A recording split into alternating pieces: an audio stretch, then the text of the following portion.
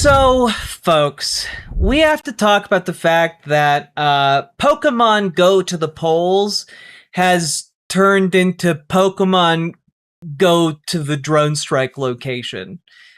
And it's really bad.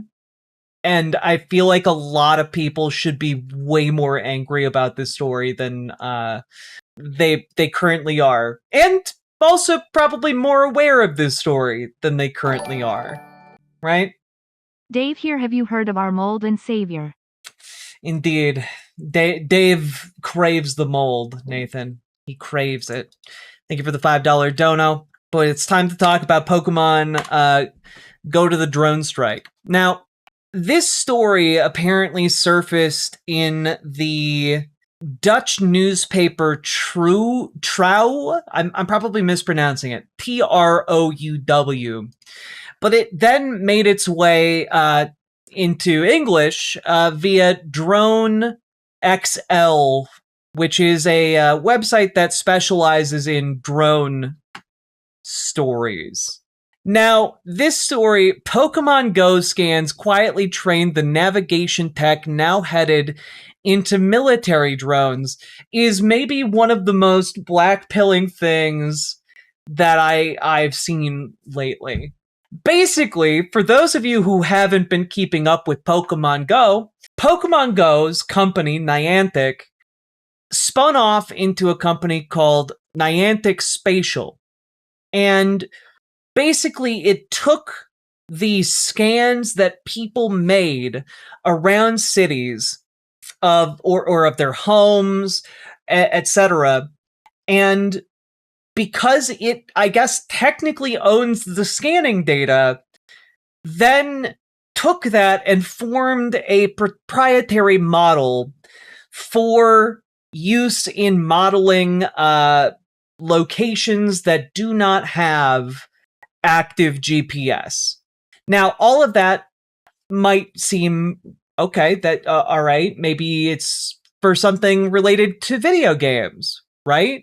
Well, no. As detailed in the Trow piece, Pokemon Go incentivized players to take more in-depth scans of different locations for in-game rewards in Pokemon Go.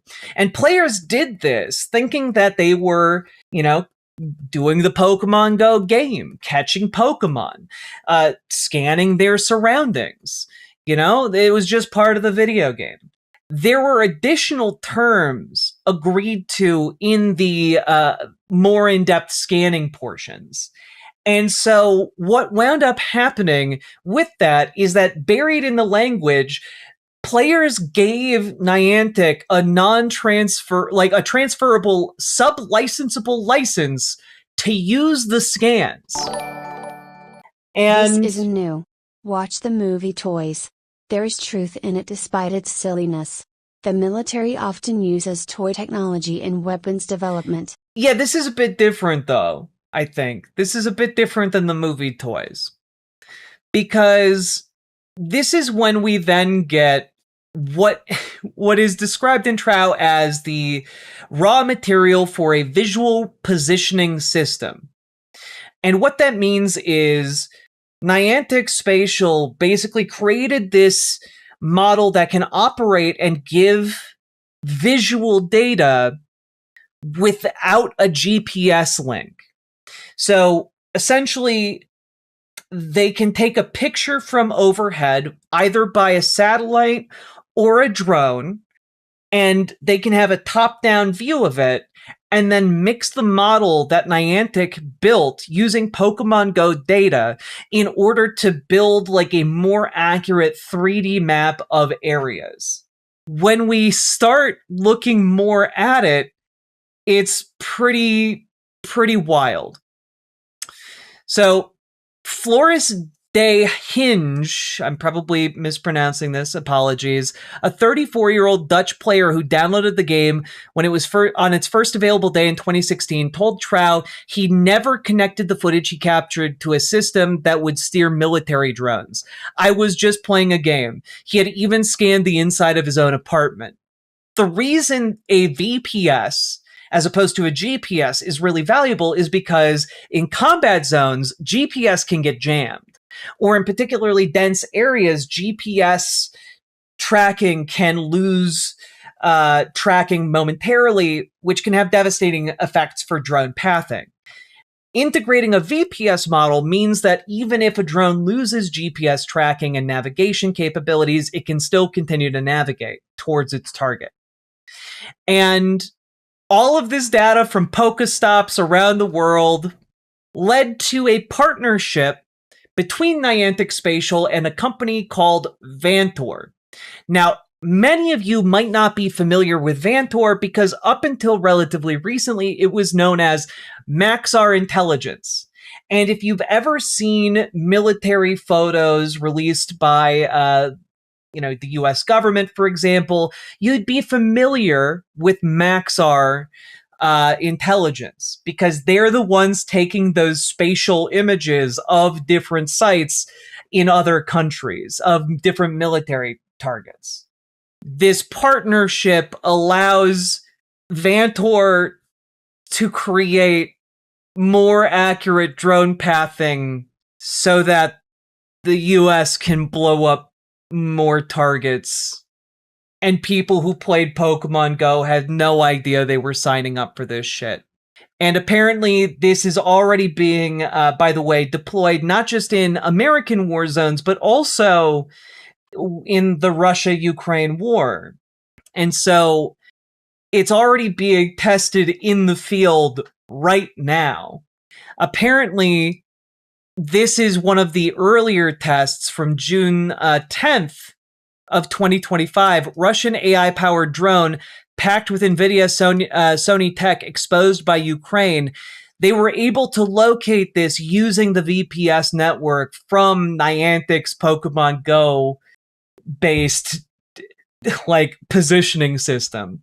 Yeah, it doesn't really seem like there is anything going on here. Now, it is perhaps worth noting that Vantor denies that they've used any Pokemon Go data at all, but then it does beg the question, why did they sign a gigantic partnership with Niantic Spatial, and what exactly are they getting out of that relationship, if not the data and the model Niantic developed using the Pokemon Go data? Yeah, Pokemon Go to the war crimes, exactly. And also worth noting here that the CEO of Vantor Tech is actually one of the guys at the McCain Institute. He's one of the guys who's just really really big. He's given talks at the McCain Institute, and if you're wondering which McCain are we talking about, we're talking about the John McCain.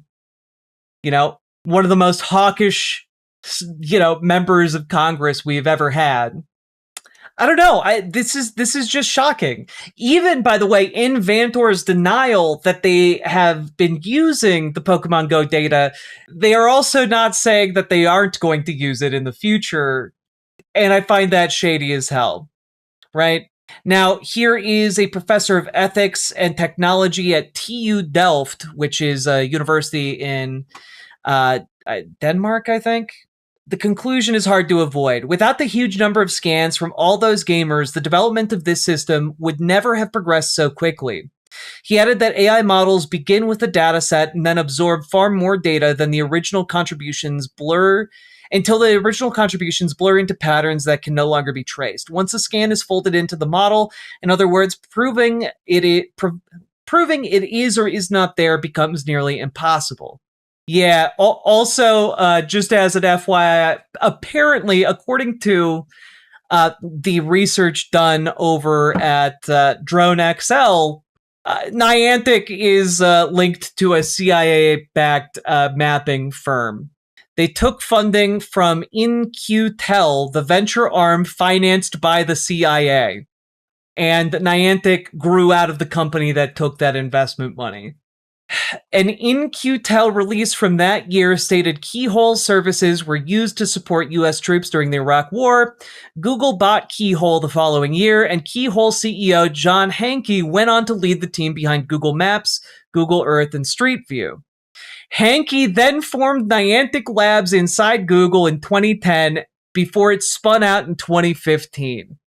So literally the guy who took CIA money to make things like Google Maps then went on to make Niantic, and now Niantic is using the data it's gotten from people scanning in order to fuel the war machine of the United States of America.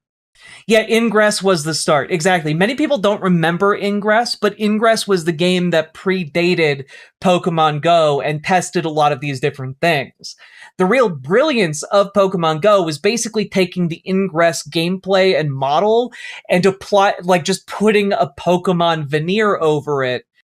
But even so, I don't think anybody ever intended or thought that their scans were going to be used to help pilot drones to blow up people. And of course, this problem is not limited to Pokemon Go, but basically anything that has cameras that you can use to scan your environment. If you haven't looked at the terms of service very closely, you might want to, because this extends to things like Meta's glasses. The smart glasses that people have been wearing with the Ray-Ban branding, they're also doing this same scanning shit, whether you know it or not. And that is also being used for a wide variety of other things, like from everything from Waymo's driving cars to also drone piloting info. Iris Muis, a data ethics expert at Utrecht University's data school, framed the trap plainly. A user cannot picture how their data might be used later. Maybe in 5 years, there's an application with effects you fundamentally disagree with. British game designer Adrian Hahn has gone further, advising Pokemon Go players to stop making scans and consider smaller games less likely to resell data. And DeHinge, who quit the game over a year ago because he was tired of the updates rather than the data terms, called the news an enormous eye-opener. A game should stay a game, he said. I gotta be honest, this seems like an enormous violation of both of data security and data privacy laws. Especially if you have people who have scanned their own apartments. I can't imagine why this wouldn't be a violation of EU data privacy. It doesn't make any sense to me. But if it is a violation of the EU's data policy, they need to be sued. Both Vantor and Niantic Labs need to be sued. And I think that stuff like this makes it very clear that it's high time in the United States that we need solid data privacy protections. This should be something that is absolutely, definitively illegal. It seems to be absolutely bizarre. It destroys your ability to function on the internet, frankly. I'm sure you had to give permission. You did have to give permission, but nobody reads terms of service. The big joke around, what was it? Not Titanfall 2. What's the one with the Starship Troopers aesthetic? It's not Death Marines. What's it called? I know one of you is gonna correct me, and then there's gonna be a deluge. Helldivers. Helldivers 2. The whole joke around Helldivers 2 was that in the terms of service, you agree to absolutely wild shit. Because nobody reads the terms of service. Hardly anybody does. Because people know if you don't agree to the terms of service, you just can't use the thing you bought. You just can't use the stuff you paid money for. And it's an insane system. You should have more privacy ensured by the government. And that's one of the reasons why, folks, you need to get organized. Join your local Dems, join your local DSA. We need to get corporate Dems out of the picture. We need to get pro-working class policies and candidates lined up on the local level. You can do that by working within your DSA. You can do that by working within your local Dems. We've got people in our community who are willing to help connect you to your local Dems and your local DSA. Join our Discord, reach out to GamerG for help with your local Dems, or help with your local DSA rather, and reach out to Dragonfly for help with your local Dems.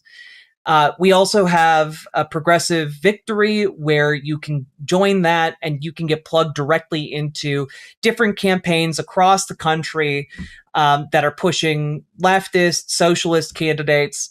And you can easily get involved doing door knocking, phone banking, text banking, research for those candidates. Really, really helps them out in a myriad of different ways. So check out those 3 options. And I just want to say, as like a final note, I think it should be especially disturbing for people in the United States that so many people were encouraged, even by the political establishment in this country, to use Pokemon Go. What ultimately that means is that probably one of the most scanned places that has one of the most accurate maps of data is the United States. And I think that thought in particular to me is very disturbing because, as we all know, fascism is imperialism brought home. And so what are the implications for a world in which the most accurate model for drone piloting is actually the United States? What are the implications for a fascist government that wants to take illegal action against its citizens when that data has been used already to build a model? Are we in danger? I mean, I would say this type of violation of our data privacy is inherently dangerous for all of us.